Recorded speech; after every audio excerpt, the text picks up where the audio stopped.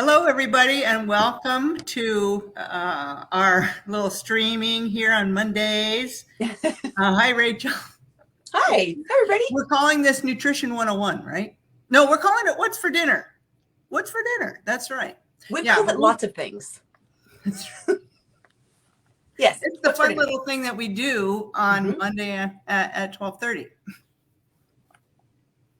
Yes, here we are. And we're going through a book. That's right. Michael Pollan's Food Rules. What chapter are we on, Rachel? Okay, this week we are on chapter 34, Sweeten and Salt Your Food Yourself. Right. Sweeten and salt your food yourself. Okay. So this kind of implies, Rachel, the very healthy habit of making your own food. Yes. Right. Yes. Everything you're going to buy anywhere outside of your home is going to have already been sweetened and salted. And to an extent, you're not even aware. Right. If you were to put the same amount of salt or sugar in your own food, well, you wouldn't. You never would. You would be so grossed out by what it looks like. Right. Yeah. If you actually had to scoop out of the sugar bowl the amount of sugar that is put in the food that is in the packaged food that people are eating, right, you would be. It's a really cool, pretty good movie about, or documentary about that. That's called That Sugar Film. Yes. Right. Yeah. Very good. Yeah. He goes through what he would be eating in his normal day with his standard diet, and looks at how much food is in the packaged food, how much sugar is in the packaged food that he's eating, and he eats the equivalent out of the sugar bowl. Yes. Right. Oh, it's so gross. Yeah, I mean, he literally just eats the sugar. Right. Yeah. Right. Yeah. So, yeah, it's amazing how much sugar is in food and in packaged food, I should say, in processed food, right? In packaged processed food. There's another really good book, and I believe it's called, and we might have mentioned it on here, and I should hold up the book. It's called Fat, Sugar, Salt, or Sugar, Salt, Fat, or something like that. Yeah. And we've talked about it before, about how those specifically three things added to processed and packaged food kind of hijack our brains, right? Totally. Yeah. Right. And they hijack our brains in a way to want more. Yeah. That's not the only reason they put sugar, fat, and salt in foods. They put it in there to increase the shelf life, right? Right. A lot of those things end up being preservatives for your food. Right. But if you think about the fact that the combination of salt, oil, sugar, and in my world, I call it SOS. It's the salt, oil, sugar. And when I refer to those, I don't mean the healthy oils, right? Right. And not a healthy amount of salt, because of course we all need some salt. We all need some sodium and iodine. But overwhelmingly, it's that SOS that they add to foods in just the perfect scientific levels. Perfect. You guys know that's why they call it sweet and spicy or sweet and sour, right? When you put tangy and salty or sugary and oily, when you put these flavors together, it's not how foods come naturally in the world. Right. Foods don't come naturally with these components of salt, oil, sugar. So they add it in just the right scientifically proven combination that just triggers this pow in your brain. Right. I can't get it tastes right. You've had those things where you've tasted, you're like, I can't believe how good this tastes. Right. It's exploding your sugar sensors or your flavor sensors. Exactly. It overstimulates that area in our brain, and the dopamine in that area, the nucleus accumbens, that overstimulates it, and we just end up wanting more, and never satisfied. So packaged food tastes good. It never satisfied. It hijacks our brain. And I'm going to even go so far, Rachel, and to say that it changes our brain. It changes our brain. So that, yeah, so it's not us choosing anymore. It's the food choosing, right? Oh, you froze there. Here she comes back.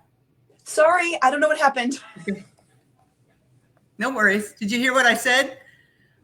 You said, well, you stopped it right at the crux of what you were going to say. I'll So I'm go gonna say so it far again. as to say, okay, what was it? I the was on pins and needles. the packaged food changes our brains. Yeah. And so we're thinking we're making choices, but we're not. Right. It's what the food is doing to our brain that's choosing.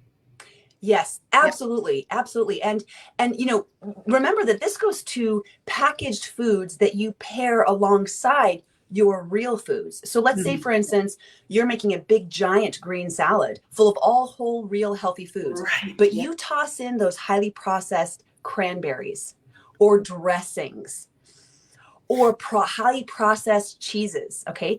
Not that cheese is necessarily like an evil, but it's so processed with salt and flavor, and it makes this normal salad like you just can't get enough. You're eating and eating and eating. Or think about a piece of meat you might be eating and you put on some sort of a teriyaki sauce, or you dip it in some sort of thing that's high in sugar and oil and salt, and then you end up eating way higher of a portion of that meat. Right. Yes. Right. So what's a person to do? Oh, what is a person to do? Sweeten and salt food yourself. Yeah. I have a great example of this. I made a curry. It's one of my family's favorites, and I had my kids at home and their girlfriend and boyfriend. So it was kind of like I'm cooking for a lot of people. Yeah. And curry is one of those things you can cook for massive amounts of people. But my husband and I don't eat a lot of salt, and we don't eat meat. So I had a side portion of meat for some of the kids who like to eat meat, but specifically for the salt, I told everybody you're going to need to salt this for yourself. Right. Because for us, we like that flavor. We've trained our taste buds to appreciate less salt. But for them, they were adding a little bit of salt, and that's fine. They're learning and growing still. But that way it's not in the main portion, and everybody can kind of make it their own. I'm saying hi to Janet. She's tuned in. I'm saying hi to Janet. Hi, Janet. Oh, nice. I got to put my glasses on here. So, Oh, there she is. I see her. Yep. Hi, Janet. Yeah. So I love that idea. You're not doing a lot of, you're adding other spices when you're cooking. Yes. But you're letting the people who are enjoying the food that you've cooked, you're letting them add the salt that they want to their taste. Yes. That's a really good idea. I do that a lot for myself at home. I'm like you. I don't need a lot of salt. I don't know. Maybe if we really got back to the basics of eating real and whole food, our bodies could be so in tune to know that we needed a little more salt.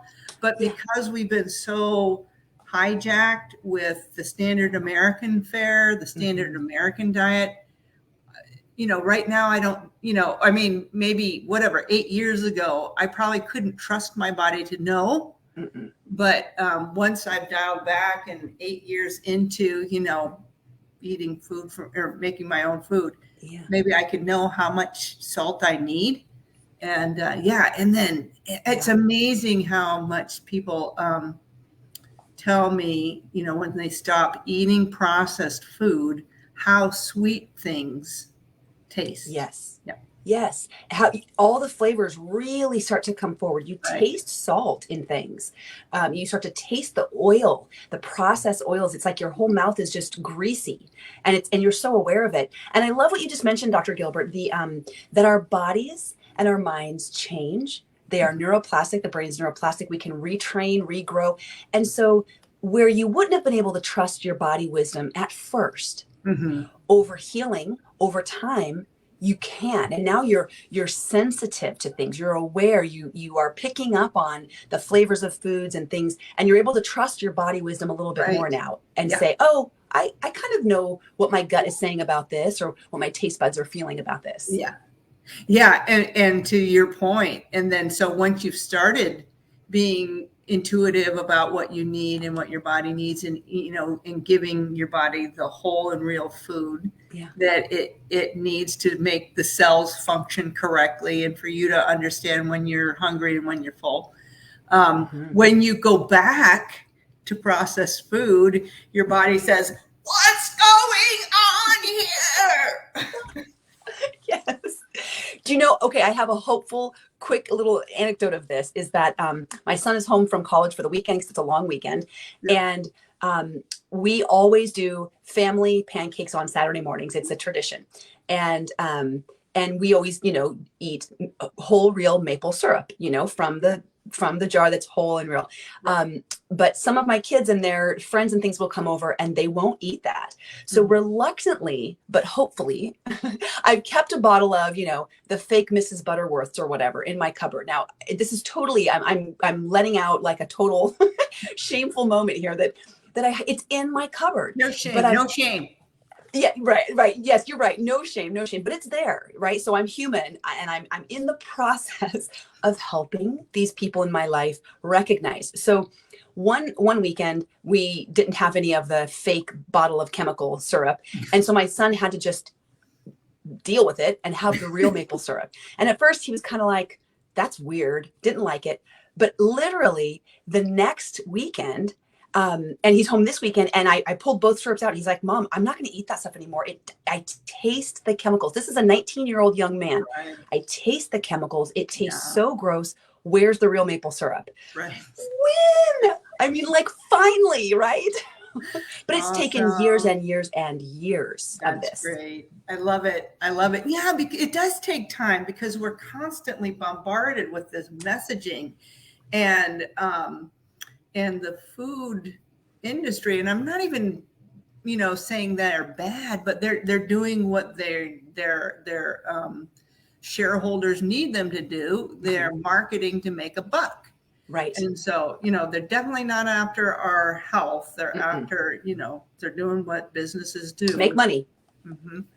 Sell more products. And so they're great at those subliminal messages that says, "I deserve a break today," and, "have it my way," and all those other things that kind of are that I think I'm blind to, or or that doesn't affect me, but they wouldn't spend a lot of money on the marketing if it didn't have any effect on me.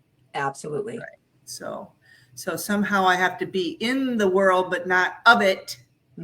Yeah. Yes. Yeah. I like that. Yeah. And aware that these messages are impacting our behavior on a subconscious level that we don't even recognize. So Right. And and your son is growing up, he's maturing. When he was a kid, he thought like a kid. Now he's becoming an adult and thinking like, we want to put our adult, just water break. That's awesome. Good for you. Okay. All right. Let's wrap this up. Tell me what's for dinner tonight. Well, for dinner tonight is, of course, leftover curry because I made a giant pot of it. But here's what I love about leftovers, things like soups and curries, is that the next day I just cook all the same vegetables again and add more. Right. So because things cook down and they, all the veggies in there are kind of soft and small and they've shriveled down. And so now I'm going to add more kale, more broccoli, more cauliflower. And so I think what I'm going to do is make the kale, broccoli, and cauliflower. Maybe I'll roast it. I don't know, but put it, fill up the bottom of my bowl and pour the curry over it. Almost like the curry sauce is like a dressing over the veggies. Yeah. So that's how, and then it'll extend it to one more meal for everyone. Yeah. Cool. Yeah. How about you? Cool. Well, I'm a little forlorn because my chef has left. Fly away. He drove back to Montana. Oh, he drove. Mm-hmm. Yeah. So my son, who's like gourmet chef, so for his, he left. So anyway, he's no longer cooking for us, so I have to go back to cooking for myself. And this brings up another point, Rachel, that it's awesome to get in the kitchen and experiment with new recipes and new spices and everything like that. sometimes we don't have all the time for that. So we don't have to spend a million years in the kitchen. And so I don't have a great plan for today. I'm just being honest, just being real. So I do my bag salad from Costco, but you know what I do? I just use the chopped vegetables and I throw away the processed dressing. I throw away the croutons that are in there. And you're telling me I really have to throw away the roasted the roasted nuts and cranberries because they are sweetened with sugar and a fake oil. Yes. So throwing those away. So I don't have a lot of time. I just use that roasted, the just chopped vegetables. So that saves a little time. Yes. And then I put a little can of salmon on there, omega-3s, right? So simple, quick. My chef is gone. I'll get back to cooking. I will, I promise. But that's my my quickie. Yeah, I love it. That's my fast food. That's your fast food. Exactly. We've all got to have these the ways to do the fast food quick in the arsenal or planned out. Right. Have your quick to go list, right? I have a list in my pantry that's kind of like, what are the quickie meals that I always have the recipe ingredients for, and I can throw it together in like 20, 30 minutes. 20, yeah. Doesn't take time at all. That's right. That's right. All right. Well, thanks, Rachel, for talking with us, for all your great ideas, and thanks for joining us out there. If you have any questions or about our program or want to talk to us, give us a call at Oregon Weight and Wellness,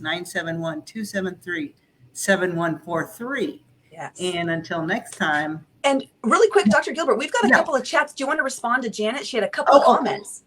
Oh, yeah. Well, yes. So she's asking about where to find that maple syrup. I find mine I buy frequently at organic syrup from Costco if I use maple syrup. Actually, Gail just came home. She brought me some organic maple syrup from Michigan. I'm spoiled. The real stuff from the source, right? Right from the source. Yeah, right from the tree. I do the same thing, Janet. I buy the big container of organic, natural, real maple syrup from Costco. Yeah. But they also, Fred Meyer, anyone is going to have it. It's typically on the top shelf in the syrup aisle because that's kind of where they put the more expensive whole organic real foods is a little bit higher. You kind of have to look up. What they do with all of the highly processed foods is they're right at eye level or at kid level, right? Where the kids are going to see Mom, I want that. Exactly. Buy this. So it is a little bit more expensive, but I know that it goes on sale and I can get coupons at Fred Meyer. But the really great bargain for it is at Costco, and I keep it in the refrigerator. And it stays good for a very long time. Yeah, good. And what I learned is, since it's organic, it might form a little bit of, might have a little mold on top, but you can cook it or skim that off and cook it, and it will be fine again. So, it will not last as long because it doesn't have preservatives in it. That's right. Yes, it's not going to last for years and years like Mrs. Butterworth's. Right. Sorry, Mrs. Butterworth. It's that's got a lot of preservatives. So anyway, good. I'm glad we answered that for Janet. Right. Okay, perfect. All right. All right. Take care. Thank you. We'll see you next time. Yep. Sounds good.